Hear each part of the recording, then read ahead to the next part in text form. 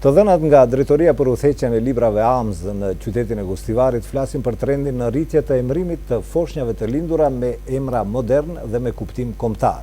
Ajo që duhet theksuar dhe që vërehet si veçori dalluese është fakti që edhe përkundër tendencës për zëvendësimin e emrave fetar me ato kombëtar, emri Muhamet vazhdon të qëndrojë në krye të listës si emri më i përhapur.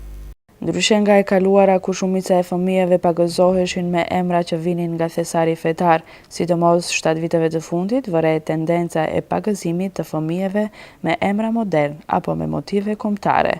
Statistikat flasin vetëm për pagëzimin e fëmijëve të nacionalitetit shqiptar.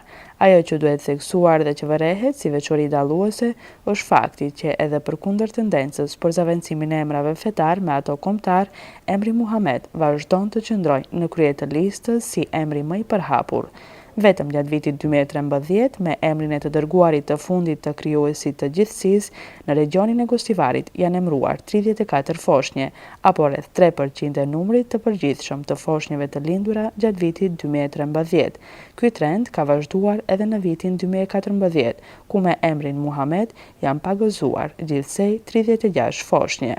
Emrat me motive kombëtare vërehen si Arbri, Alban, Besa, Vlora, Flamur. Këto janë ndër emrat më të theksuar në librezën AMS në Drejtorinë e Gostivarit dhe që kanë kuptim kombëtar apo ndërlidhen me emrat e vendbanimeve të ndryshme shqiptare dhe me emrat të lashta ilire.